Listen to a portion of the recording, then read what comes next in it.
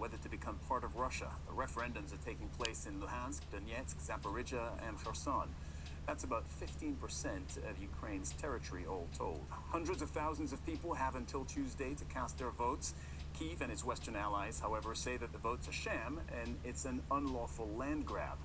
This comes as Ukrainian forces continue to recapture swathes of territory in a major counteroffensive. Let's explore the reaction to these referendums. Gabriel Elizondo is in Ukraine's capital, Kyiv. But first, let's get the latest from Hoda Abdelhamid. She's tracking developments in Pokrovsk in the Donetsk region. Hoda, what have you been able to find out about how this vote is actually unfolding? Well, it's very difficult for us to figure out how it's unfolding and how many people are there, simply because we are not allowed in these areas that are under control of the pro-Russian separatists. Now, as we understand, this vote is going to last for 4 days. You have, as you mentioned, this is happening in the context of a war, and it was hastily announced and hastily organized.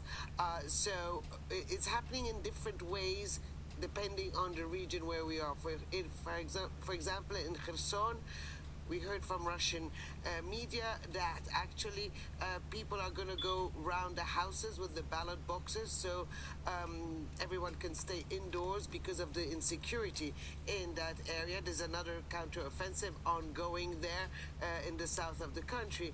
In Zaporizhia, we don't have many details, but the Russians do not hold the capital of that region, so also that puts in question what's the point of a referendum at that moment there, since they don't have that region completely. I'm standing in Donetsk. 60% of Donetsk is more or less under the hands of the separatists, but a lot of them are frontline villages. It's not clear how the people there will be voting, if they will be able to go to any polling stations. We know that in the Donetsk city, the capital of the region, there are polling stations that opened up this morning. The same in Lugansk. Those are areas that had been under the separatist control for over 8 years now, so things are easier there. But this is...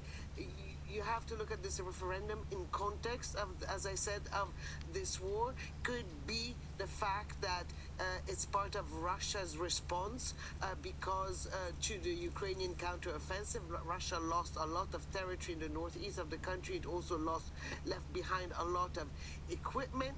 Basically, by having this referendum, it pushes its borders and puts the Ukrainian on the spot and their Western allies, because in Russia's point of view, any counteroffensive that continues could be seen or could be declared by Russia as an attack on their land. Now, we spoke to a lot of people yesterday who were coming out from those regions ahead of the referendum, not wanting to take part in this referendum. They did tell us that Russia does have some support in those areas, but by and large, the population had already left. The original residents of those 4 regions had already gone, even though they say, and the people who left there told us that they believed that this was a sham referendum because they hadn't heard about it just days before this. This is our report. What they're doing also is, as they capture these cities, and you notice most of them are around the port areas, they are sending in a lot of people, and when they do the referendum, the people that were sent in by the Russians will vote as if they are Ukrainian citizens, and then they will vote to become part of Russia. And so the votes, when they're counted, they're going to show that most people want to be part of Russia, and then Russia will claim those areas that they've taken as part of Russia. And so any attack on those areas after the referendum has been counted, then Russia will say you are attacking Russia, and that will keep other countries from helping to attack those port areas. So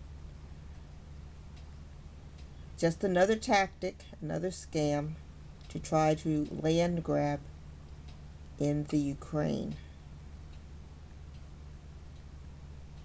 Please like and subscribe.